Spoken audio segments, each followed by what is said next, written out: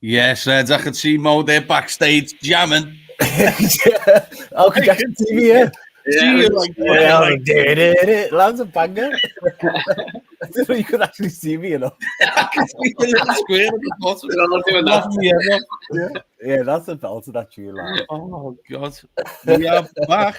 Episode 3, Scouse Therapy on Red or Alive. It's the two boys. Mo, how are we having after your little dance backstage? That's give me the energy for this podcast now, man. But yeah, I've been doing good. The Reds have been smashed the last two games, so yeah, I've been in a good mood. Nice one for having me back on the channel as well. Of course. Adam, as Mark says, up at Annie tonight. Yeah, just going around the stadium, lad. That's it, isn't it? Nah, but all good, lad, yeah. Looking forward to the third episode, eh? Cracking on. Third episode. So obviously, look, if you just joined us, smash the like, subscribe. I know people will be jumping in as they go along. Yeah, more people in. Slaughter's in the building. How are we, fella? Billy as well. Good evening, as fucking Emery would say. Good evening. So, boys, we'll talk a bit on Liverpool as the form later. No, because we'll have a little talk on City. But I want to talk about, because this show, as you know, various topics, doesn't just have to mean the game the other night. You've got pundits, ex-players telling Liverpool fans what to do with regards to the booing of the, Trent the other night. I think it's ridiculous. Adam, we were just talking off here. They don't get it. Roy Keane, on the overlap, Jill Scott and all that shit, Gary Neville. They just don't get it, do they, lads? Adam, it's all about, for me, it's all about just they hate Liverpool, that's it. Yeah, that's it. If it wasn't Liverpool, I don't even think we'd be talking about it, lad. It just seems like it's always the United pundits as well, all the time. And I like Roy Keane as well, usually. That's the annoyance of it, lad. But yeah, pissed me off. Yeah, when I watched it, they're so far away from it. They don't get it, do they? They just don't understand. You saying he wants a new experience and all that. And you're like, we don't care about that, lad. We don't care. Do you know what I mean? But look at it in the point of view of a fan. That with Scousers, you should just want to play for Liverpool at all times. Even more that when we're actually decent, winning the fucking league, winning all these trophies. I just don't understand it, do you, lads? And no. That's it. Well, I hope a few monks are watching. Fucking get a look at that, you bastards. You know what I mean? But look, no, Mo, I agree with that. For me, they can't seem to get to grips with the terms of Liverpool feel let down. Us Scousers, we look at him, or we have looked at him as like the pinnacle for us, really, like the new Steven Gerrard. What it means to play for the club. My opinion is, I just feel like he has done. He's given us. In football terms, give his best years away, Mo, hasn't he, to another club? And they all keep saying these aren't a rival. Well, they fucking are. We play them every year. And you can go and go and watch a video of Trent calling them a rival. He's the one who literally said Real Madrid is our rival. And so what you decide to leave you as our vice captain in your prime years to join a rival. All these pundits in the media with all the nonsense that they're coming out with. Honestly, I just don't understand it. I'm very confused. What did they expect us to do? Cheer for him when he was coming onto the pitch? He knew that was going to happen himself. He knew the second that he touches Anfield and he comes onto that pitch, he's going to get booed. It's just guaranteed to happen. The way he left, everything that he said before he left as well, saying that he wants to be here forever and he wants to be the Liverpool captain and all these false promises just to throw it away and then leave Liverpool on the free to join a team that we play every single year. I'm not having it that they're not our rivals, because they are. Every year we play them, and we play them in Champions League finals. To join them, it's just inexcusable. And it really did annoy me. I agree with Adam that it was Roy Keane that said it, because, ever since he become a pundit, I've really started to like him a lot more. He's actually sound, isn't he? When he's doing the punditry. He's really sound, and he's quite funny as well, to be honest, some of the stuff that he comes up with. But what he said, that from that overlap show, I was just like, nah, I'm not having it. Because you know what made it worse as well? I would expect someone like Ian Wright to say what Roy Keane said. I don't know why. I was just expecting Wright to be like, oh, I found it bad that they were booing him and stuff. But it was Ian Wright that was saying, well, he should have expected it. What else does he expect to go to that, leave the club and then come back to get applauded? Obviously, he's going to get booed. Yeah, it was quite disappointing to see. But then it's just one of the comments came up before about when Zirkzee got booed at Old Trafford. Yeah, Callum, shout out to Callum.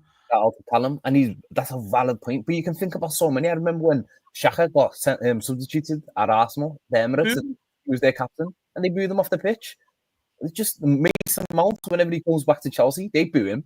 He won in the Champions League. So why is it? He's a local boy to them as well. He's a local boy to them. So like, why is the gun always points at Liverpool? Like all the time. Like no matter what happens, it's always points at Liverpool, and it annoys me. But I don't care. Listen, when you're hated, you know you're doing something right. Well, you sum it up perfect. Look, if you just join us, smash a like, subscribe. We're only, I think we're 3 away from 1,500 subs. So if you can, please help us out. We're nearly there. Little milestone. As I say, look, Mark's right. Lampard got booed by Chelsea fans when he was playing for Man City. There's just fucking, they just can't get it. Look, they all hate Liverpool. It's as simple as that, and they have done for fucking years. Well, for fucking ever, haven't they? The media love it because they know they'll get a reaction from us. That's what it is, you know. That's exactly what it is, lad. Because, you know, funny enough, TalkSport, we're talking about it again today. And you're just like, they want the likes of you ringing up, lad. They want. And that's all it is, because you know that we're reactionary. And it is one of them. Well, it comes from the passion towards the club, doesn't it? Yeah, you know, we don't hold back, you know. No. We certainly don't hold back. But the facts are, you know, where they keep going, oh, but he's going to Real Madrid, blah, blah, blah. Doesn't fucking matter. Yeah. You know, forget about the money. Personally, I don't give a shit if he would have went for a fee or not. This fucking idiot took the piss out of the club. Yeah. Don't make it out that Real Madrid's his dream move when he was only in fucking 2 years ago saying Barca, he likes Barca more because they demand him in Liverpool. He's a gobshite. Do you know what I mean? And he's had smoke blew up his ass from his fucking clown of a brother. You know, and you've got Marcel now, thinks he's like some fucking TikTok star. He's a fucking idiot. Do you know what I mean? It winds me up. Shout out to Max in the house. How are we, fella? You all right? I'm wound up with it, to be honest. Jill Scott as well jumped on it as well. And you're like, why is she talking? You don't want to come across like that, but at the same time, I was like, oh, fucking shut up, love. Just shut up. Yeah, genuinely, just shut up. Because that riled fucking Roy Keane up as well, because he feels like he has to fucking back it up or whatever. Yeah. And he just went on a big tangent, and I was just like, oh, you don't have a clue, you lad. I'd love to just say it to him as well. But the thing is, though, you know what? I like Roy Keane too. When I've read his book, I learned a lot more about him. He is a fucking good fella. I loved his passion as well. I remember as a kid going to, you know, when they used to come to town and play us, and he was always a fucking fear factor on the pitch. Do you know what I mean? He was fucking brilliant. He's the type of player that you would have loved playing for Liverpool. He was going to sign for Dalglish, wasn't he? Yeah, he was. But the facts are that how can he fucking talk about anything when he fucking swung digs at fucking players, went out there to injure fucking Ireland? Do you know what I mean? He shouldn't be pointing fingers at anyone. At the end of the day, right? You know, you're paying footy to go and watch paying the money to go and watch a footy match. You can say what the fuck you want. Do you know what I mean? As long as you're respectful, you know, not take it too far. At the end of the day, right? You're entitled to have an opinion. They've all got an opinion on Liverpool, and they don't like it more, do they? Nah. And going back to Roy Keane, I'm sure something happened with him and the Irish national team as well when he was playing. Like he refused to play or something. So like, just don't throw stones in a glass house. Honestly, like there's no loyalty. There's no loyalty anywhere. Like if you want to talk about loyalty, he should be loyal to his national team and played regardless of the situation. So like, it's just, the whole situation is just bizarre to me. Honestly, it's just everything is bizarre because a couple of years ago, Trent was the most hated person in English media, one of the most hated people in English media. Everyone was giving them stick left, right, and centre, criticising them continuously. And who was the only people that supported them and had his back? It was us. How stupid do we look now? We look like idiots, but at the time, that's loyalty. That's what we do for our players. We'll fight till the end for our players, and that's exactly what we did for Trent at that time when he was our Liverpool player, because he's a Scouser, he's in our team and he's winning us games, he's winning us trophies. We're going to support him, we're going to back him. But then for him to just stab us in the back and just turn his back on us. Do you know what it was? Well, with Roy Keane, what he said, what you said was right. It was the fact he went a little bit deeper, I thought, and started saying like, they like to say that like there's a bit of class from the Liverpool fans. Everyone he kind of said, didn't he? When they clap like the keepers and all that type of stuff. I was like, but we don't talk about it when they're like this. And you're like, you cheeky bastard. Like, the thing what makes Liverpool is the fact that we stick up for our own. But if you turn your back on us, well, unlucky. It is what it is, isn't it? What sums it up? You know, they all turned the back on fucking, you know, the Klopp situation with that fucking clown of a referee that I'm not even going to name. They all said, Liverpool, blah, blah, blah, again. Do you know what I mean? We were proved right about that gobshite being a strange fucking fella. You know, Mo, we were talking about it privately, about the shit that he was getting up to. Do you know what I mean? That fucking referee. You know what I mean? Because I don't even think you knew at the time what he'd been up to when I sent you that thing, and you were like, what the fuck? Come out the worst of the worst. Couldn't believe it. It's like they just want... they just want something to have a go at Liverpool about. For instance, sums it up, doesn't it? You know, with the parade incident, and you had that fucking dickhead comedian taking the piss. Do you know what I mean? Oh, yeah. It's like, fuck, it's never ending. Do you know what I mean? So it doesn't matter what it is. Like, this shit shouldn't even be talked about now. The game fucking finished the other night. Do you know what I mean? Yet they're still going on about it. Well, the facts are that he doesn't give a fuck about Liverpool. To be honest, to people that don't know, me and Adam had a little bet, right? I know it's a joke bet. But I was convinced about him wanting to go, Adam, weren't I? Yeah, that's why I'm in Anfield now, just sleeping, homeless. Lost his house in the bed. I own his gaff now. He own his gaff. He lives in Anfield. Just sneak in after sneak in to Anfield to sleep. A little ladder from the roof. I'm in debt to bed. You're right, though, lad. Adam, you 40 piece there for the. Yeah, I was just really. Call me gullible then. Call me gullible. I thought he was a genuine Scouser. He'd said all the right things over the years. Wanted to be captain. He knew the club. He was a fan on the pitch for everyone. And I was just like, he's keeping silent because he wants more money or blah blah blah. Fucking egg in my face, wasn't it, when he finally come out and said. But it doesn't make you gullible though. It just makes you like. I don't know. Maybe it's a bit delusional, but we all imagined him to be a Scouser in the team. My whole life watching Liverpool, we've always had. What we've heard, isn't it? Yeah, my whole life watching Liverpool, we've always had a Scouser in the team. That's like one of the main players. It was Gerrard and Carragher for majority of like my childhood, and then there was a little brief moment when we didn't have like a Scouser, and then Trent came from somewhere and he was amazing. And then he became our vice captain, and he's won us our first Premier League in 30 years. He's just won us a Champions League as well, won every single trophy under the sun. And I'm thinking, yeah, this lad is like Gerrard's handed over the torch to him, and he's the next big thing. Do you know what I mean?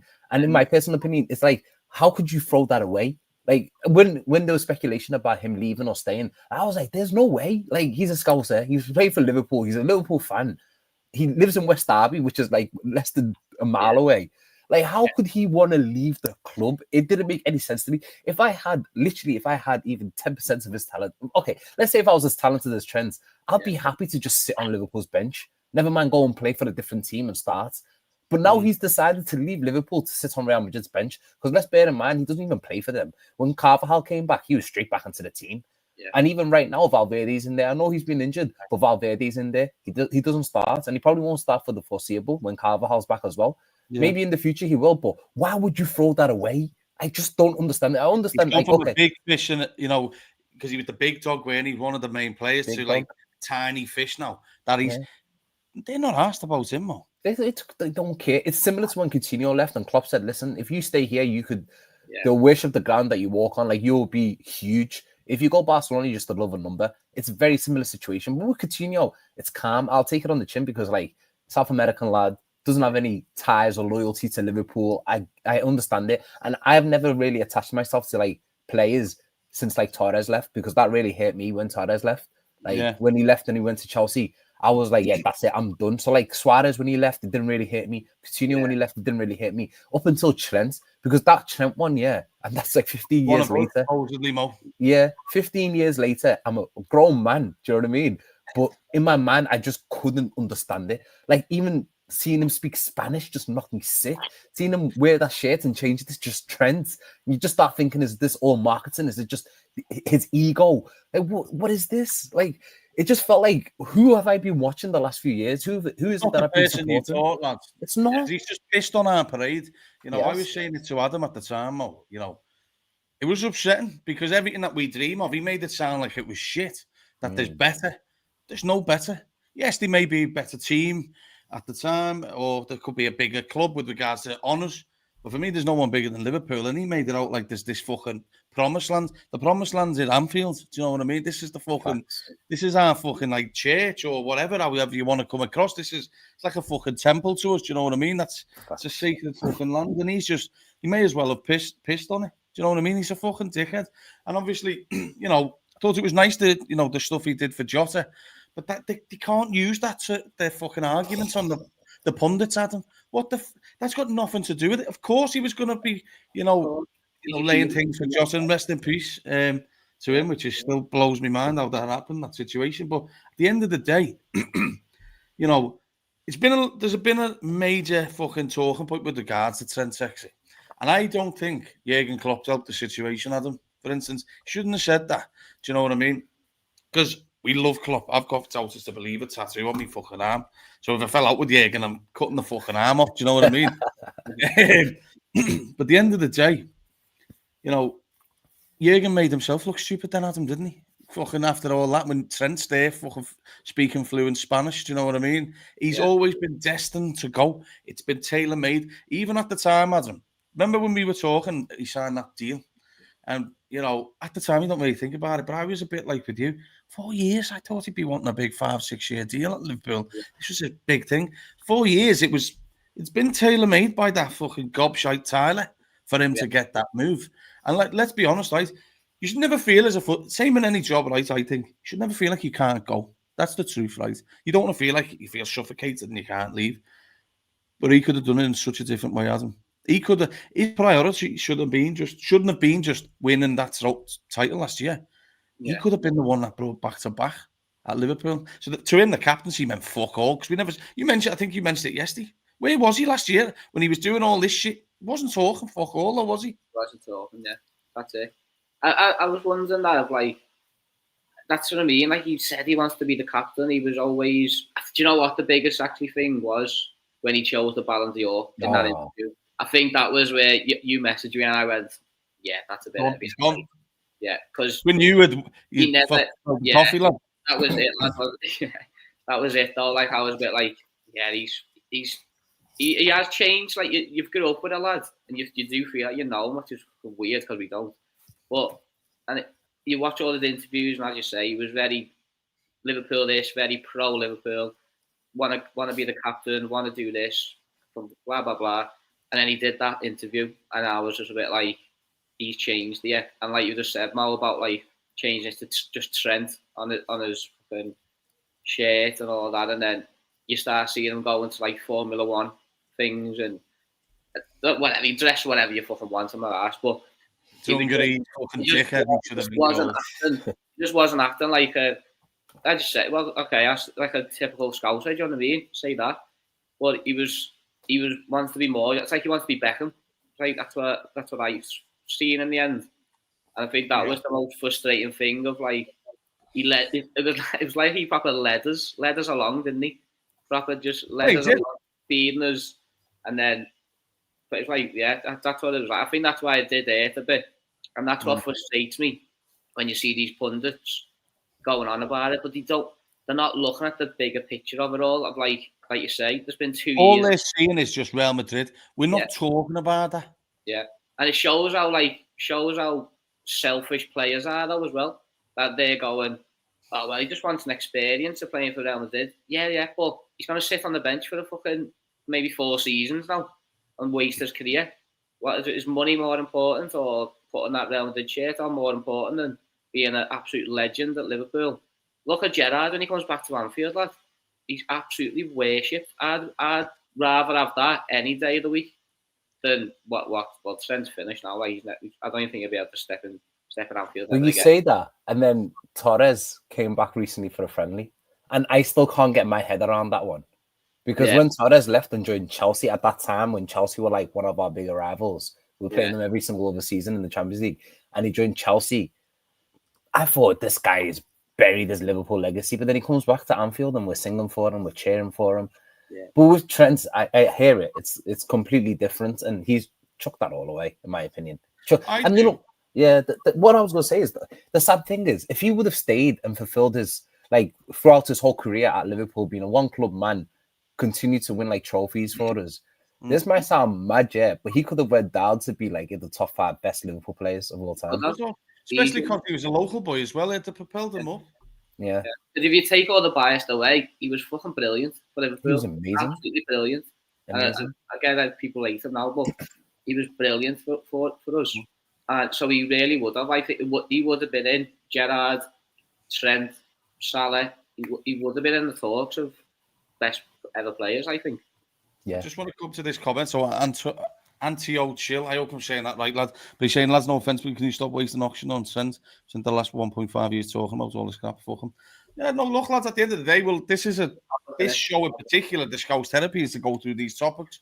And to be honest, we don't hold back on here. And then fucking gobshites on all these fucking TV programmes constantly talking about us. That's why we're talking about them, lads. But, Mo, and I appreciate your comment, by the way. I'm not having a go here. I'm having a go at that fucking dickhead who left. I was going to say, yeah, Tash is saying it's the way he left, the dishonesty, him keeping quiet, and he kept our hopes up until the very end and emerging as the natural-born Spaniard, yeah. He must have been planning that move for a long time. This question, though, I want to talk to you about. And I was thinking about this as you were talking. I was paying attention to you, so I wasn't just fucking ignoring you. Really? But I was thinking in my head about this answer. Can I go first in this one? Yeah.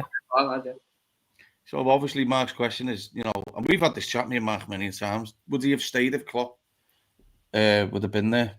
And I personally believe now how it's gone. No.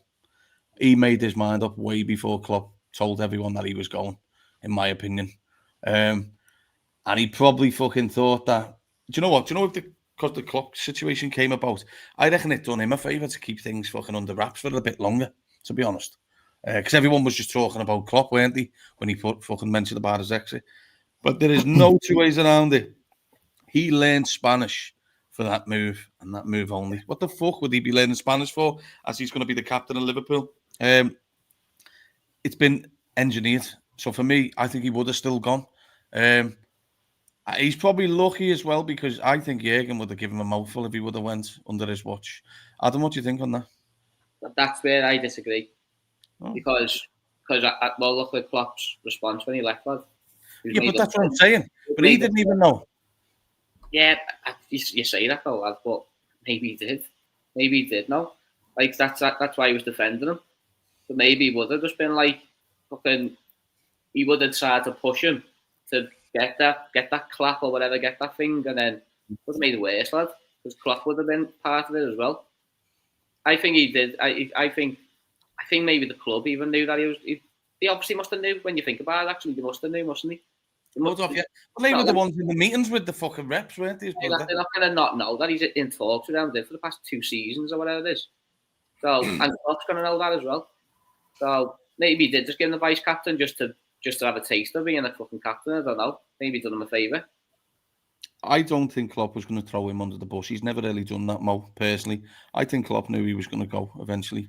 I think him throwing that vice captaincy out there was like a bit of fishing fucking bait, to be honest, to try and get him to, you know, have a good think about it. Because he had a big decision to make. Since I can't believe he done it, Mo, to be honest. That's some mad, big decision to make. But where are your thoughts with it? Because like as Zico's saying here, he's learning Spanish for 18 months. And to be honest, from the little things I did, not that I'm going around saying ITKs and all that shit, but I've got a few friends that obviously work around Liverpool, the football club, and they'd been offering him and his brother many deals. And they'd say, yeah, sound. And the rumour was the goalposts kept getting moved. And that's where I think the club have been a bit pissed off with Canate, because it's been similar. We don't know. I'm going to go on to him shortly in a minute anyway. But Mo, if Klopp stayed, does he stay? I agree with you, lads. I think this has all been engineered for a while. Like, as Ant said there, he's been learning Spanish for 18 months. You can't be that fluent in Spanish and be able to respond, perfectly in Spanish.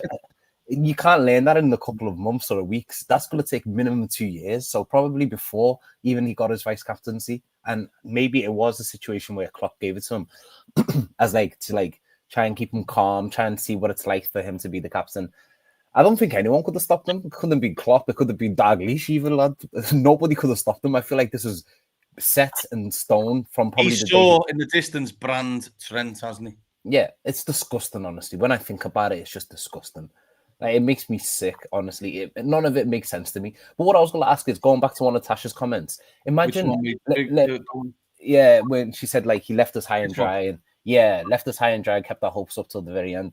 What I was going to ask is, say 2 years ago when he did decide to leave Liverpool, say like last summer, if he came out in an interview and said, look, Reds, this is going to be my last season. I've decided X, Y, and Z. This is what I want to do. I'm going to give my all for this season. And then he won us the league. How would you feel in that situation? I wanted to ask you guys that question. Repeat it to me. Sorry, mate, because it just broke up. Sorry. I was going to say, so say this time last year, Trent's going into his final year of his contract. Instead of him going radio silence and not doing any interviews and, you know, keeping our hopes up, imagine he came out last summer and said, Liverpool fans, I've decided that this is going to be my last year at Liverpool and I'm planning to leave at the end of the season. I'm going to give him my all. How would you feel in that situation? If he was on, honesty is probably the best way to go about things, Mo. And he could have said, I want to be honest because I don't want to lie to the fans, which he fucking did lie. Do you know what I mean? Look, when he told us, I think he only told us just before the fucking title lift when John Henry said something to him on the pitch personally. I'll be honest, Mo, I just think if he would have done that, he could have said, look, I need a new change. Do you know what I mean? I want to try something different earlier on. But I also want the club to come financially as well. I want them, you know, they've done a lot for me. I want to give them the opportunity, blah, blah, blah. I don't know, it still would have hurt. But at least, you know, fucking, it'd have been more meaningful because, like, fucking what Dicko's saying here, the goodbye message was fucking horrific. It was AI. Fake tears on the fucking pitch for me. Load of bollocks. He wasn't even crying. He's probably fucking laughing because his brother was like, don't know if anyone caught it, but the video of fucking Tyler going over to him saying, fuck them all. So, I think that one thing that pissed me off the most, when we lifted the trophy last game of the season, the way he was acting. Like, I don't know about you, man, but that pissed me off with all that fake crying. He wouldn't let go of the trophy. Yeah, he wouldn't let go of the trophy. He's just hogging the camera. He's hogging, like, he wanted to be the center of attention throughout the whole thing. Like, listen, we're celebrating our Premier League. We're not celebrating you. I feel like he turned it into it like, oh, this is Trent's goodbye, Trent's farewell, which was far from the case. Far from the case. And every time you look back now to that Premier League title lift and like the celebrations and everything, whose face do you continuously see in every single camera angle? It's him. Him crying with these fake tears. Not tears, it's just the eyes a little bit watery. It's just, I feel like everything is just fake. And I agree with this comment from, I'm going to say Ant, if that's all right, lad, because my fucking eyes is hard to read on the fucking screen.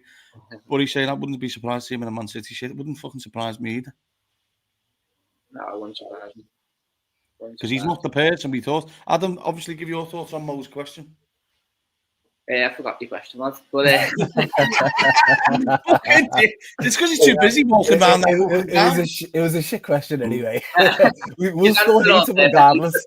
We'll hate him regardless. What was it? Fucking if he left a year early, wasn't it? No, if he left a year, if he would have said, "I'm going to leave a year earlier," like obviously he's still a prick. Yeah, me personally, maybe would have been a bit easier to. You know what? He would have got away with it because Klopp left as well that summer. Yeah, so I think people would have agreed with it then. Yeah, he should have really done it then and said, "I'm going." I know we won the league, and then he can just say, "I've made my decision. I've already signed the fucking contract and blah blah blah." But he would have got maybe a little bit more respect if he just come out and said, "This is my last year. I've done it all with Klopp, and I just want a new experience type thing." Maybe he would have. I still think he won. He would have got booed still. Put it that way. If he, do you know what I mean? So maybe would have maybe eased it a little bit. But yeah, fucking shite. But the point is, anyway, the pundits just need to realise the point of what we're saying here. That's the whole point of this episode, really, isn't it? Yeah. We're not just saying it for the sake of it. Yeah. We're saying it because it's hard to see someone who grew up like us, obsessed with the club, live and breathe the club, give a fucking left bollock to play for the club, and he's just pissed it up the wall. Let's make no mistake about it. Nick's saying it. Yeah. Go on, mate. Go on. No, I was going to say also the thing is with us booing him, it wasn't the only player that we was booing the other day. We was booing the whole Real Madrid team. Do you know what I mean? But obviously the boos for him were a little bit louder. But the thing is, if we never booed them, imagine he like seeing that as an opportunity to score a goal against us and draw the game. Imagine later on down the line in the knockout stages, we're playing against Real Madrid and then he comes on, and because of all the media and everything, some Liverpool fans seem to listen to it for some reason, and we don't boo him, and then he scores. Like, we need to put him off. Do you know what I mean? It's not just him, it's all of them, but it needs to be amplified on him, especially. We booed Luis Suarez. Yeah, exactly. And you know, Suarez as well, though, weren't he? Yeah, he was. We never at first did we? And then I think he had a bit of murder with Robbo, and then everyone's like, Robbo pushed Messi's head, didn't he? Yeah. Well, as I say, we booed him because at the end of the day, you're the opponent now. Unlucky, and that's what we do. You're the opponents. If you're not the opponent, you're the fucking enemy, is what you are. You're the enemy. Absolutely. Yeah. Just want to see, because obviously I'm trying to go through the questions and the comments, but just a quick one here.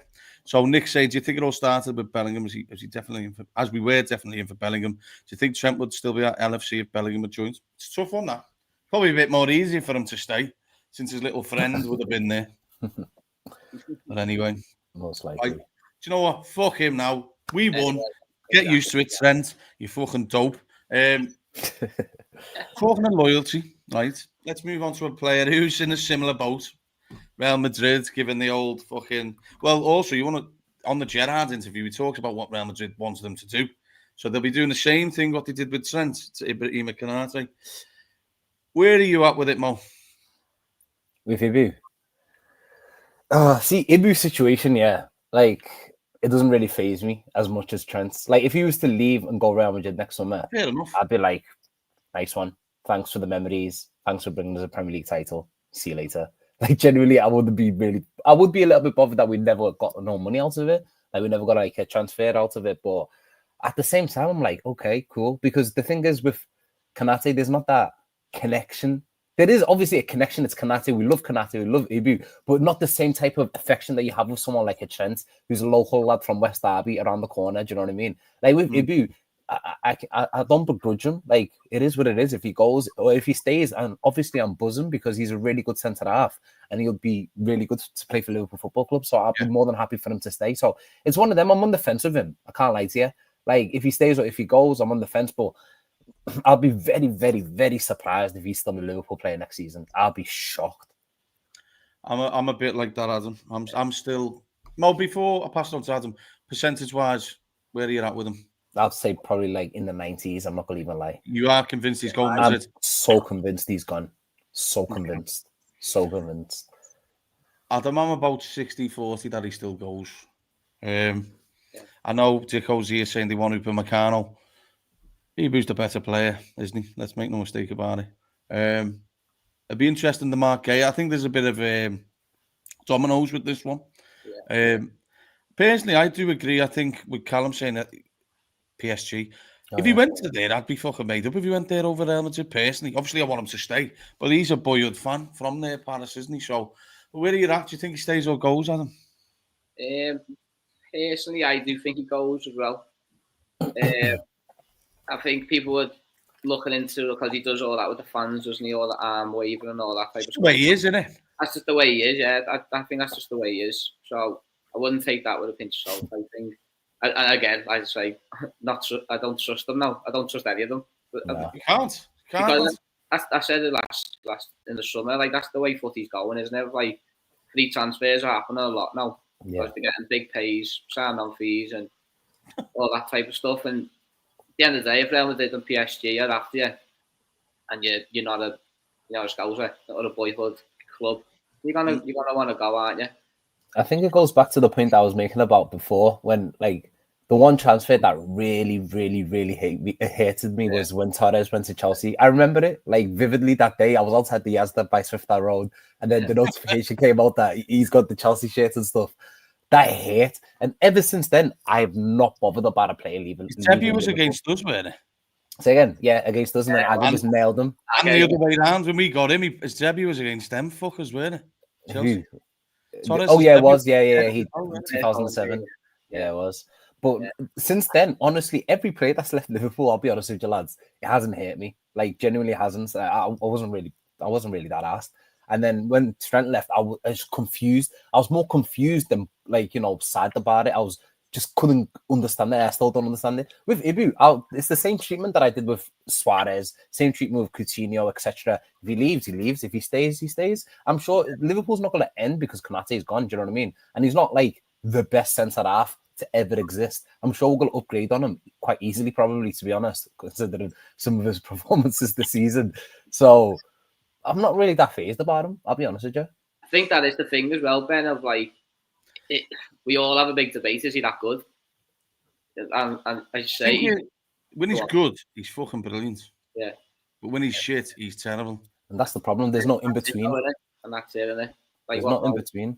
I'd rather him stay, though. I would rather him stay. Oh, yeah, of course. I think he's a great player when he's on his day. It's less business, isn't it? That's it. Well, we can't keep going on these merry-go-rounds of fucking buying players every other week in the transfer windows. Do you know what I mean? When I look at clubs that are doing loads of business all the time, fucking Arsenal do loads of business, but obviously it seems to be working for them at the minute where they are in the league. If you look at the Chelseas, the Man Uniteds, all that business they do in the fucking garbage. Do you know what I mean? I think when you're constantly doing loads of business, that's a bad sign. Shows that the ones that you bought previously are fucking crap. Adam, we spoke about this player the other day, Konza. Yeah. Good player, lad. Yes, he looked all right at Anfield, didn't he? Yeah, very good player, lad. And, he's good on the ball, big and strong. I won't mind him, lad. I wouldn't have him to start, maybe, but I'd definitely have him, mate. 100%. Yeah, I think Marquez will be a top player for Liverpool. If we get it over the line, I think obviously it makes little bit things, few hurdles with teams looking at him. Bayern Munich, Real Madrid, one and Mo. But he'd be a top player for Liverpool, wouldn't he, Marquez? I think Marquez, he'll be an incredible player for us, and he seems like a proper good guy as well. Do you know what I mean? Like proper stand up, your heart of gold, proper stand up kind of guy. Like I feel like he'll. Like the Liverpool fans will just fall in love with him straight away. Like he's quite shy, isn't he? Do you know what I mean? A shy fella, but he's got a massive personality on the pitch. Yeah, I feel like he's quite reserved as well. Do you know what I mean? Like he's not like the flashy type. Like Liverpool fans, we don't like the flashy type, the boisterous type that's loud and cocky and stuff. Do you know what I mean? Like he just comes across as just a real humble family kind of guy. Do you know what I mean? So I feel like he's going to be brilliant for us. And I'll go on the other side and say I'm probably 90% sure he'll join Liverpool as well. I feel like he's probably already made promises to Liverpool in the summer, and it's pretty much done. Whether we get him in January or not, I'm not sure. But if I'm Liverpool, if I was in charge of the transfers, I'll put whatever money down that we could in January and just get him, because we've seen some of the issues that we've had at centre half this season. Obviously losing Leone as well. But then, as you guys mentioned just before, like if Konate was to go, then that means another centre half needs to come in. So it's like endless business. Yeah, it's too much. It's too much continuously, like bringing in more and more. Because then, say if we don't get him in January and Konate is gone, that means we need to get 2 centre halves in January, potentially another midfielder. That's 3, and then maybe, well, not even maybe, most likely a winger as well, a left winger. That's 4 new players that you're bringing into the team. It's just overhaul again, and whoever else might leave. So. Yeah, we really need to get him, and maybe if Konate can stay, he can stay. If not, then it is what it is. I'll come to Welsh Mo's shout out to Welsh Mo. I'll come to his question in a minute, but Adam, with regards to Liverpool's situation, though, I think what it lies on. Obviously, we spoke about it on here. I think didn't we? A couple of shows ago on Marquez, or was it during the transfer window that Palace will be difficult if they're doing well. They're not doing that well at the minute, are they? But I think Liverpool will also play that game as well. I think if Liverpool catch Arsenal a bit, they will go and get Marquez. If they're fucking doing shite and they're still 10 to fucking 12, say they're 10 to 12 points behind Arsenal in January, I think Liverpool might just wait it out. What's your thoughts with that? You get what I mean, don't you? If they've got Arsenal in sight, it might be like, just pay it because we're going to go on and down now. Keep going back and forth with that. Of like over the years of Klopp, we did used to sign a player in January and always be a left winger, wouldn't it, or whatever. Just loads of fucking balls. Just love left wingers, but like it was always that though, wasn't we? We were always close to City, and we'd go right. We're going to sign someone here to basically a bit earlier for the summer. I'm hoping that we do that with Gay as well, where they just say, do you know what? Let's just do the 35 million. We were going to pay it anyway. Let's just do it and get it out and get it over the line, basically. And that's what I'm hoping they're going to do. And I've got a little sneaky feeling they're going to do that. You know, I think they're going to back Slot. Well, they haven't need to back them, obviously. So I feel like they maybe not know that they messed up a little bit by leaving it a bit too late. and I think they might rekindle the interest in January. And the other thing is that he can sign pre-contracts with like European teams in January, so that eliminates that potential thing happening. Do you know what I mean? If we just go out January 1st and we just buy him, and then he can't sign that contract with like a Bayern Munich or a Real Madrid, so that takes away that element. It makes sense, like, just to get him. I don't know whether Liverpool pay 35 million for someone who's got 6 months left on their contract. Though. Can I put something to you, Mo? Yeah, do you think that's the reason why Joe Gomez is not playing much football at the minute? They're keeping him fit. Potentially, yeah. Dry and sweet in him going over there. Potentially, especially when we were losing, we was on that rut. I just couldn't get my head around why Gomez wasn't playing right back for us. Like you not used him really, have they? Just 1 or 2 times. Yeah. It's like they're just keeping him there for the time being. Do you know what I mean? It made no sense, like, because our defense has been very weak this season. Like, just bringing them on for Konate or like playing them at right back, because we've had some right back issues this season. It just didn't make any sense. I still don't understand why he hasn't played that much, but fair enough. Maybe we're just trying to like protect him because obviously he's quite injury prone as well. That could be another case.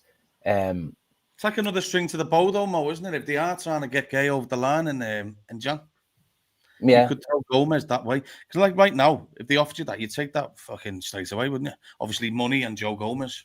Because that was the thing, innit? Like they didn't want to get rid of Gahey until they signed the centre half. They were meant to sign that Igor from Brighton. That's the one, yeah. He ended up deciding to go to West Ham instead, which still doesn't make any sense because he doesn't play West Ham. Stupid that lad, isn't it? What an idiot! So he could have played in the Conference League with Crystal Palace. Like, makes no sense. Probably they offered more money, but yeah, I think that's their condition in it. So well, I don't know. Actually, would you in that position? Would you swap Gomez for Gahey in January? Yeah, and money. Just in the same boat, though, aren't we? I know, that's my issue. In what way? Numbers wise. Numbers wise, but more availability. That's the thing, isn't it? Obviously, 1 minute. I get what you're saying, numbers wise, but right now we're not even playing Joe, but we would play Mark Gay. Yeah. I don't know. There's no right and wrong answer, but I think you've got the opportunity to get him instead of playing with fucking fire till the end. You do it, in my opinion. But they're a difficult thing. One word answer then: option 1 or option 2. Option 1 for me. I'd go 1 as well.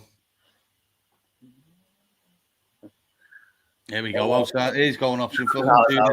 Option 3. His own make believe. We're waiting on me to go. Yeah, number 2. No, number 1. Yeah, definitely. Yeah, definitely. Option 1. Yeah, so I think there's loads to do. I'll just go through some of the comments. Mark saying definitely need one in January. I doubt we do anything. I think it could be like what I've just said. See how close Liverpool are to Arsenal. If they're set in top 4, but they're quite far from Arsenal, I think they might just ride the wave, personally. And say we need another centre back anyway. VVD is in 21. That's the problem, boys. We've got to be careful of fucking Verge. Dicko's saying got to be looking at Mo and Verge replacements. They definitely are, lads, 100%. I think this will be Mo's last year, personally. Nick saying apparently Gay's given his word. Callum again saying I think we need to do something in January. Dicko saying it depends for Champions League. We're 1 sub away. If you haven't subscribed, to help us. We're 1 away from 1,500. Adam will buy the pints. If you do it. Boys, do you know what? I think this is the last segment. We've had murder on the show the last few fucking weeks with regards to strikers at the club. I thought, here we go. Ding, ding, fucking ding, lad, innit? Here we go. Fucking here we go, mate. Well, for sure, one of the big talking points about the forwards at Liverpool, certainly the 2 number 9s, has there been a plan? You've got Jamie Carragher saying in the fucking season last year to fucking Isak on the telly, I'd give you 150 million. Liverpool go and get him. And it's like, well, why have they bought him? Do you know what I mean? So that shit's fucking coming down at this, like, Jamie, lad. Yeah, he's bearded him. Yeah. So fucking lucky still on that wall, let's be honest. Pushing it fine. But what's your thoughts with it? You know what, Mo, I'll come to you first. With regards to the 2 9s, I think what I will say is for the time being, Ekatike is probably the main one. Has to be because he's fit. Do you think when they're both firing and fit, do you see them both starting? I don't see them both starting, I'll be honest with you. I think one of them starts and the other one's on the bench and it can come on. I think going back to the summer when we bought both of them, I don't think it was initially the plan, to be honest with you. I think Isaac was probably always the plan, but maybe it was like, obviously it became a lot more difficult than we imagined. But rest in peace, Jota. But like the second, like after the news came out about Jota, unfortunately, I think they had to pivot and bring in a new striker. Do you know what I mean? And then that's when they thought, okay, so we're probably hopefully going to get Isaac. Who's the backup person that can be with Isaac? Are you going to go and pick somebody who's like a £15 million striker who's not that good, or do you want to buy somebody who's probably going to be one of the best strikers in the world going forwards in the future? Do you know what I mean? So that's what you do as a big club. That's what you're meant to do. You're meant to have the best of the best. If you buy a player, you're supposed to buy the best of the best. So I don't begrudge them for doing that. You buy Isaac and then you buy Ekitike to be his understudy, and that's the case. So when both of them are fit and firing, in my opinion, Isaac has to be the starter. He's a £125 million player, British transfer record, Liverpool's transfer record. How on earth he can be on the bench when he's fully fit and on fire is beyond me. That's like impossible. Can't happen. Ekitike just has to sit on the bench, unfortunately. But he probably already knew this when he signed for Liverpool. He knew what conditions he signed for Liverpool. Coming in, you know, or the plan. Do you know what I mean? Of course, he would have known the plan. He would have known the conditions he was signing for Liverpool. And it just really does my head in, yeah. Why is it Liverpool that always has to find a way to play everyone? Like, I think I mentioned this on your channel last time. Like, a couple of years ago when we was playing against City, and we only had Salah and Mane. But then City had Mahrez, Sterling, they had Bernardo Silva, they had I can't even remember. They had so many different wingers that they could just rotate for fun. But we never had that luxury. We've never had that luxury. But now that we do have that luxury, and we've got Isaac, we've got Ekitike, we've got Vert, we've got Gakpo, etc., etc., etc. Now we've got the options. Why is it only Liverpool? It goes back to the point about what we were talking about, Trent, like with the media and their narratives of us. Why is it our responsibility to find a way to play every single player? Why can't we have a squad? Like, are we not allowed to have a squad? Why can't we rotate? It does my head in as well, that, you know. Well, this is it, Adam. Do you know what? Dicko saying here, Ekitike literally said in his interview another forward was coming in. I think that's a luxury Liverpool have got. They don't need to rush Isak. If you get him ready, he's going to be unbelievable for Liverpool. But this kid, mate, and I go back to this comment here. I'm saying I think there is a plan, but he doesn't think anybody knew how good Ekitike was going to be coming in. Yeah. He must have shocked the club. Defo must have shocked the club. Yeah, 100%. And that is the big argument, isn't it? But why do we always have to argue about who's going to play? Yeah. We are lucky we've got two top draw fucking number 9s. But the best thing about it, though, I think they're both completely different to each other. You said to me privately that you look at Ekitike as not like a natural 9. Yeah, exactly. And that's what I think he was like a perfect replacement for Jota, because Jota weren't really a perfect 9 either. He'd drop off, and that's what. And I think people are criticising Ekitike at the minute of not getting in the box enough, which is right. But like, why can't we have both? And why can't we like this game on Sunday? I'd always play Ekitike because I think we need to pack the midfield, and then always going to drop in. And I think there's certain games that they're going to be able to play, and that's my argument with when everyone's saying like Isak has to play and all that. But sometimes Ekitike is going to have to play because the plan will be pressing, will be maybe drops in and helps out a bit more. And that is the old argument. But what a wonderful fucking place to be in, that we've got two quality strikers. But at the minute, we're going to go into it. At the minute, I just think Ekitike is the number 9 for me. This good comment, this Mark. Cheers for the comment, lads. If you haven't already, smash a like and subscribe, please, fella. But he's saying here, being in Spain, I know Madrid have agreements with from people close to Madrid, and it's Upamecano, then Canate, then a low ball offer for Maka, which unsettles them to want the move. I can see them trying to do that, 100%. Adam, just before we carry on with the forwards talk, you know, you said it to me ages ago. You think they'll see Maka as the Modric replacement, yeah? Yeah, I've always thought that, to be fair with Maka. He's you get a good few years out of him, then you go to Real Madrid. He's Argentine, and they're going to want to go out at the end. No problem with that. They all want to go to Spain, don't they, eventually? So it's fucking fair enough. It is what it is. But Dicko's here saying, is anyone worried about... That's a good comment. Yeah. If he's worried after 60 minutes, then is he not better coming off the bench when fucking Isaac's fit and fine? Yeah, that's a lovely way to look at it. Yeah, definitely. And that's it, Ben, lad, isn't it? That's the point, in it. Like, but then he does all the hard work, and then Isak maybe come on and he's got loads of energy, and then he's in behind, he's scoring one-on-ones or whatever. Like Isak would have been perfect for that game on Tuesday to come on after he was knackered, because we were hitting him on the counter, and Isak would have had plenty of chances, I would have thought. But he's definitely right with that. I've noticed that he is fucked after like an hour, 70 minutes he is. But that's because he's working so hard, and that's a good thing, isn't it? Good thing. No, it is. It is. Look, at the end of the day, look, for me, I think Isak, when they're both fit and they're at the same level of fitness, Isak will start for Liverpool, in my opinion. But I've no issues with Ekitike starting. But I just think, I know from my experience of seeing the two players, I know which one I want in front of goal. And I know it hasn't obviously been loads of goals for Isak, but he's not been 100%. You have said this on here. Do you know what I mean? Yeah. I thought he was getting there. But I think Liverpool now will just manage him better. They've not signed him for fucking Sunday, have they? They've signed him for a 6-year deal. The big plans for him. And that's the thing as well. Like, we need Ekitike to be on fire. We need him to be on form, to push Isaac, to make Isaac even more hungry. Like, that's what you need in a squad. You need players that are going to push each other. We were talking about Gakpo the other day, and the way that Gakpo, we feel like he needs that competition. Like last season, he had Diaz trying to take the shirts off him, and then he just stepped up another level. You look at Szoboszlai, where Wirtz was coming in the summer, and he was like, "You're not taking my shirts." And now we're looking at the level that Szoboszlai's playing at now, because Wirtz is this competition, and he's made Wirtz push out to the left wing. Because let's be honest, lads, we never signed Wirtz to play left wing for us. We bought Wirtz to be our 10 in front of Szoboszlai, and Szoboszlai's like, "No, there's no way you're taking me off this pitch."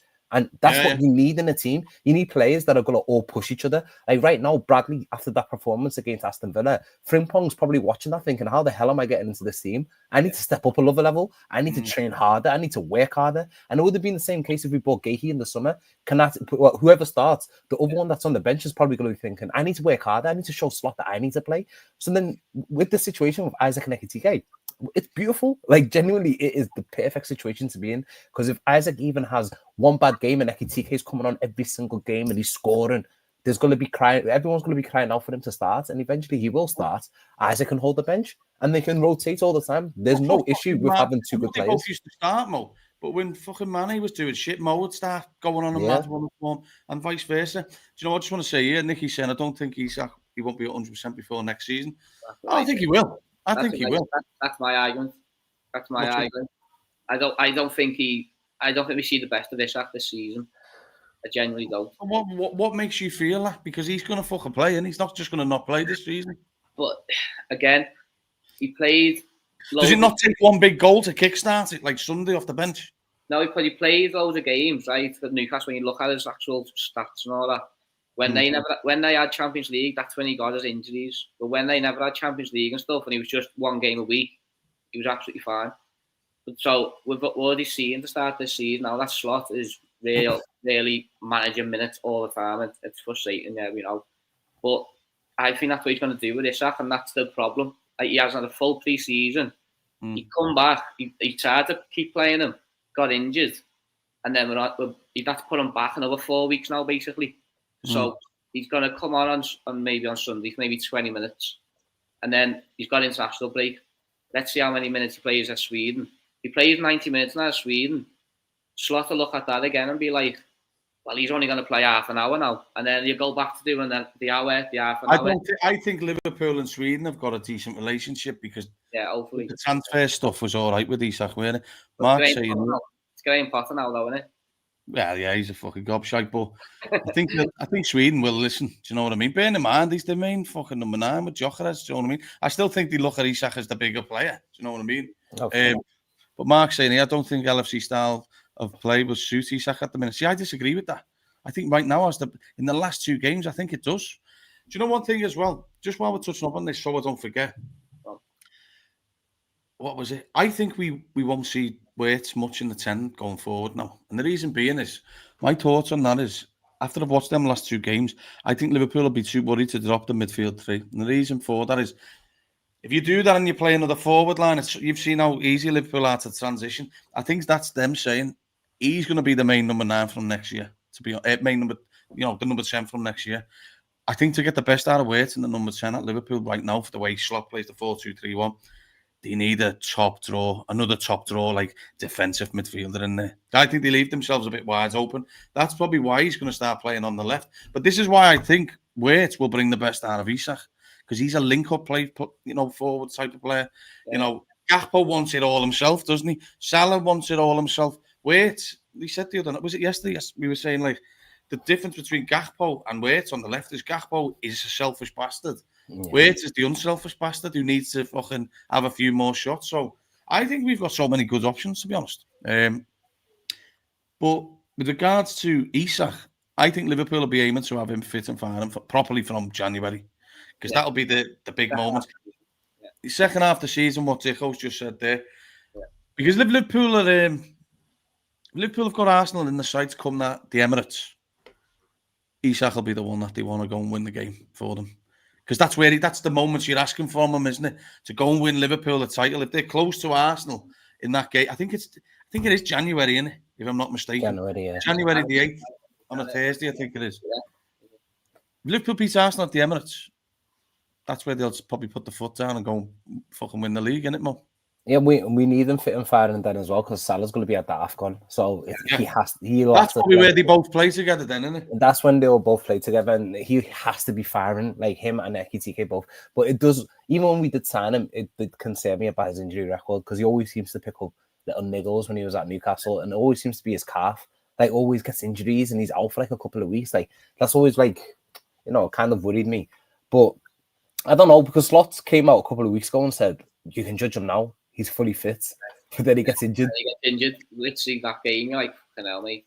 Innit? Like, he just gets injured straight away. So then, chances of that, you know what I mean? No. One of the chances, honestly. But now, when he's back, hopefully, build up that fitness. You don't have to force him back into the team. Like, when we were, like, he wasn't 100% fit, and he was playing every game, and Ekitike was on the bench, and Ekitike looked like the more fitter, sharper player who had more form.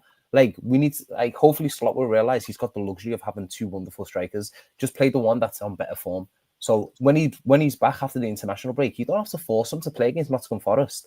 Just Ekitike play, and then bring Isak off the bench gradually. Let him pick up that form. Let him pick up that fitness. Maybe give him a full 90 against PSV at home, and then eventually mid-December you'll have a fit and firing Isaac. But listen, who am I? I don't know anything about sports therapy. I'm just a fan. Like, I haven't got a clue, to be honest. So I'm just hoping, by January, like mid-December, January time, we need to have a fit firing Isaac up front. Yeah, because that's where you go and win the title, innit? That's where the tough games come all the time. This period now is the international break's just getting in the way. But I think, the final little segments before we wrap up, we've got 2 minutes left. We can do it now, because I know, obviously, I don't know if you've got plans, Mo, blah, blah, blah. I don't want to hold everyone Nah, up. it's all good. A conversation that came into WhatsApp groups today was, is the title done, Adam? I think a lot depends on Sunday. I don't want to go too much in the City game. For me, it's not over till we say it's over. Liverpool fuck around again. For me, we're not out the woods yet. Villa were a team set up for us to beat. Real Madrid as well. This City team are as well. If they're very similar. But Real Madrid, in my opinion, are far better than City. You know what I mean? The big thing is, can Liverpool put 2 back-to-back wins now together again in the Premier League? You can't just go and fucking beat Villa, beat Real Madrid, and then fucking roll over. If Liverpool roll over like that, then it's near enough fucking going to be over. What would they be? 10 points clear of Liverpool? Yeah, 10 points would be absolutely win. With a home game against us. Do you know what I mean? Yeah. If Liverpool beats City, Adam, their asses will start to fucking twitch and start taking notice more of Liverpool, won't it? Yeah, 100%. So then you come back into Spurs, innit? North London derby, and we play at 3 o'clock before they play that North London derby as well, in a couple of weeks. So then we could be fucking 4 points, is it then? 4 points. Yeah. So that's all we need to do. Just let them think about it, basically. I think that helped us last season, that we never really actually had to think about Arsenal, to be fair, because every time we won, they just dropped points away, didn't they? Yeah. So we just need to, as you say, just this weekend is massive. It's massive, lad. Because, like you say, we could go 10 points behind, or we could go keep on the tails, basically. We're still in it, because everyone keeps saying that City are title challengers, so we're 1 point behind City, so we are, then aren't we? Yeah. I think it's the same for both. I think if you whoever beats the other probably puts a bit of the nails, starting the nails in the coffin for them. I think if Liverpool get beat, Mo, I think it could fucking drop a bit of the headspace may go a little bit, because it would be a big loss. But like us lads, unlike the Arsenal fucking ones, they'd be going to the Etihad not to fucking get beat, and they'd happily take a draw. Liverpool Football Club are the most successful club in England because they go into these games to win, and we will be going there to win. And if we do win and we get the Isak fire and come December, January, they'll be like, fucking hell, here they come. They're coming back now. Yeah, I know. And it's about keeping on the tails, Mo, for the right moments. Liverpool have got the front lines going to beat anyone in world football. We're just finding our ways to how to do it. And I'm open, which it looks like we've seen. Slotter's realised he saved us at the right moment, hasn't he? Before the fucking things are all going to start kicking in. If we beat City, Mo, where do you think Liverpool can progress? I'm going to give you a spoiler right now. Not a prediction, because I don't do predictions. I'm giving you an exclusive insights into what's going to happen this weekend. Here we go. Exclusive. First time you're going to hear this, lads. So don't forget where you heard it from. Damn it. We will beat Man City and Arsenal dropping points to Sunderland. Mark my words. Mark my words. There we go. If that doesn't happen, shoot me. I'm telling you, look, you see Arsenal, they have been, in my opinion, they've been amazing defensively. Like they don't even concede shots. Forget goals. I don't think they're great up front, don't we? They're not. Every time I've watched them, they struggle up front. Saka, I don't know what's going on with him. He looks good in that. When he's playing performance-wise, he looks good, but he doesn't seem like he's scoring at the moment. That Gokra is just an eyesore. Their best attack has probably been Trossard, but obviously when they get a set piece, I like Trossard. I think he's good. But they've been quite fortunate in terms of like the fixtures that they've had this season as well. Like playing Crystal Palace when they're on a bad run of form, but we had to play them when they were winning 13 in a row or whatever, or 13 unbeaten. Like even for example, like a couple of weeks ago, I forgot who it was that they played. I think it might have been Fulham, but Fulham were coming off some poor results. But every team that we've played has been quite intense. Now they're going into a little bit of a run where it gets a bit more intense. And I'm glad that Arsenal got in first place, I'll be honest with you. If it was Man City, I'll be like, yo, hands up, it's over. Forget about it. Yeah. With Arsenal, we've seen this happen before. We've seen them look imperious in December. By Christmas time, they're taking pictures with the Premier League table in the background, saying they're thinking they're champions and stuff, and then they just seem to crumble. It just takes something small to happen at Arsenal. If they drop points this weekend, which they will, because I've already guaranteed it to you. When they drop points at the Stadium Light this weekend, how are they going to deal with that pressure going forwards? Then they've got to play Chelsea. Then they've got to play Tottenham, who are really good away from home. They've got to play Bayern Munich midweek in between those games. It's got to add up. It's all going to add up. And now we're going on a nice little bit of a run of fixtures. And I criticize... Sunday's huge, lads.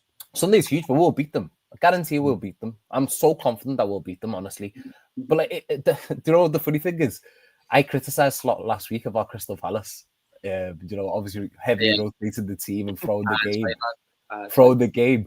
But hindsight, bro, that was a master stroke, like honestly, masterpiece. Honestly, well done to him because it gives the players a little bit of confidence. It make them a little bit fit. The last two games, we needed those wins. Go and City, beat them. International break. When they come back, go on a nice little run. The games are much better.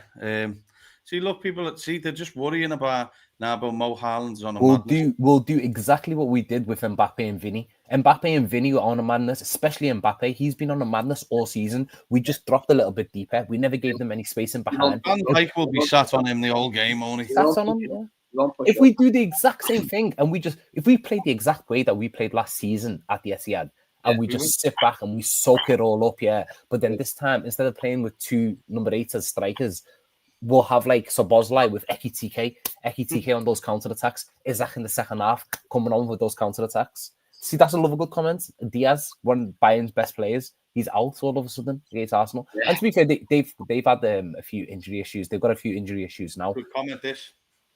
Stop the second half win the game. I think it's spot on. I do, because let's be honest.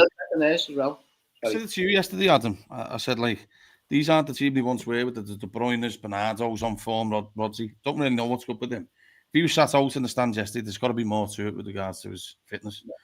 But I think if you keep Haaland quiet, City will be quiet, because I don't know where all the goals are coming from. That Doku, you don't know what you're going to get with him. And Savino's a young kid. Yeah. I'll be honest, like, people can be worried about Haaland, but City will be fucking worried about Liverpool. 100% they will. I think Liverpool tend to do half all right at the Etihad. Yeah, we may not win all the time. But Adam, you mentioned it again to me before. Liverpool score goals there. I think Liverpool score goals there. You've said this. I don't think we'll sit in as deep this time round, Adam. I don't want to go too much in it because we're doing the preview tomorrow. Yeah. What for sure is Liverpool can be fucking clinical. That's the Etihad. Yeah, that's it. And I feel like we know how to play against them, lad. So I think we always have chances. That's the main thing. Keep Haaland quiet and take our chances. Sounds simple, but it generally is. That is the game plan, basically. Players have come fit. Sorry, not fit. Probably not the right word. They've found the form at the right time. Two in particular, Adam. Canate. He's found his form. Who I thought was amazing in the Etihad last year. Fucking like that to our crowd. And the other one's McAllister. If McAllister does shit, Liverpool tend to do shit. Mo, you said that the other day. And if he does well, Liverpool tend to do well. Yeah. Big difference, Adam, isn't it? Definitely, lad. 100%. And I feel like Mo Salah looks back to his best as well. Yeah. If I want, being honest. Well, against that young left back, let's see what happens, innit? One word answer, because I know some of you may not be on the show tomorrow, for whatever reasons. Friday, blah, blah, blah. One word answer. Go with you first, Adam. Does he keep the team the same as Real Madrid? I'm going to say yeah. I think, Okay. So, yeah, one word answer, lad, yeah. I feel like you're going to say yeah. Oh, go on. Give me if you've got a little explanation. I will say it for my lad. I think yeah. Mo, does he keep the team the same as Real Madrid? I would keep the same, but I don't think he will. I think Gakpo comes in for Wirtz. Callum thinks the same as you, lads. Yeah. If it was my choice, I'd keep the same team, though. Personally, I would as well. Just a little snippet on it, what I think. Well, not that people may want to know or they may not, but I just think what we spoke privately, Adam, Liverpool probably looking at it this time around, thinking our midfield could dominate them. And I think the extra play with Wirtz in, acting as a fourth midfielder, floating off the left, exactly. I think that could be a big thing for Liverpool and the build-up. It's similar to last season. Similar, but more effective in front in the final third, isn't it? Yeah, and that's what I'm quite confident with. Yeah. The other thing is, though, just to throw a spanner in the works, is Robertson. Can he play 3 games in a row? Is it 3? 4 games, actually. 4 games in a row. The gap is 5 days, don't know. It is, yeah. You're right. And they played, to be honest, they're having less rest than us, lads. Yeah. That's another thing. There's loads of pluses. Loads of pluses. So let's go and fucking put it on them and see how we get on, because put it this way, anyone that goes to Etihad and wins tends to win the league, as we know. Yeah. At the end of the day, look, a draw won't do anything for Liverpool. You're just ticking by. Let's go out there and fucking put it on them. But boys, we'll wrap it up. Yeah. Scouse Therapy episode 3 is over. I thought it was a good chat there. We had a little rant at someone at the start, that fucking dickhead. Excuse me, French. But I think these little shows are good to, talk to certain topics. The forward line needed to be discussed because it's hard. Yeah. It's a hard one, isn't it? For people can't seem to get their head around it, but let's make no mistake about it. Liverpool have got 2 of the best forwards in Europe. Do you know what I mean? Not saying they're the best, but they're up there, aren't they? We get them in this team. Liverpool won't be short of goals. Mo, before we go, I want you to plug your channel. So to the new viewers, they need to know Cuts Inside. Oh, yeah. To all the new viewers, once again, thanks, Ben, for giving me the opportunity as well. So we've got our own little podcast running on YouTube. It's called Made in Top Stuff. On Twitter, it's called Cuts Inside. It's just a bunch of lads. We just talk about the footy. We all support different clubs. I'm one of the Liverpool reps. There's an Arsenal guy there. United. Your head must go crazy with that Arsenal kid. Yeah, it does. Like the other day, there was one Arsenal, one Chelsea, and they were trying to make us rank like the top 5. You can check it out on the YouTube as well. Trying to make us rank the top 5 best moments in football history. And I knew what he was trying to do. He was going to mention Istanbul, and I would never put anything above Istanbul. So I put Istanbul first, and then the rest that came up were like Iniesta's World Cup winning goal and Messi winning the World Cup and Leicester. And I'm like, I'm not asked about none of them. Like, you're asking me for my opinion. You're asking me to be partial. I don't care about anything else. I don't care about the World Cup. I would rather take Liverpool's League Cup win against Chelsea than a World Cup. Like, genuinely, I couldn't give a damn. Do you know what I mean? And then they're all giving me stick. They're in the group chat now, cussing me out 24/7. So it's like, it's a good chat. It gets a bit heated. Stand your ground, lads. I stood my ground. I was like, listen, if you watch the video, I was like, if you don't put Istanbul first, I'm leaving and I'm not coming back. Yeah. And then they made sure. Yeah, I remember that day vividly. And Like, how can I put that above anything? Yeah, you can't. It's mental. It is because the specialty of that is we weren't fucking the best team. Do you know what I mean? No, we were And they awful. came through the adversity. And probably playing against one of the best teams ever in history. Fucking hell, all timers, Maldini and all that. They're all FIFA icons now. Go on FIFA, they're all icons. Yeah. Hell. Yeah, we had Jimmy Trioli and shit. Yeah. Are you bringing one out before Sunday, Mo, or will be after? Hopefully, yeah. We're gonna try and do one on Sunday. You've got a City fan, haven't you? Yeah, but he's saying he can't make it. Weird. He's the nerves are kicking in, Mo. No, because exactly because of my exclusive. I told them about the exclusive as well. That's it, lads. He's gone missing. He's fucking shit. One. Yeah. The lads, as always, we'll be back next week. We did have a guest today. Unfortunately, he couldn't do it because of work.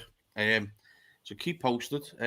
But yeah, if you haven't already, smash a like, subscribe. Make sure you follow us on Twitter if you want to fucking have a little go or talk to us about footy, certainly about the Reds. Or if it's Arsenal fans, I'm waiting for you. Bring it. Reds, have a good night. We'll be back tomorrow with the review. And Greg's going to be joining us as well. So I'll see you after. Up the fucking nice. See you later.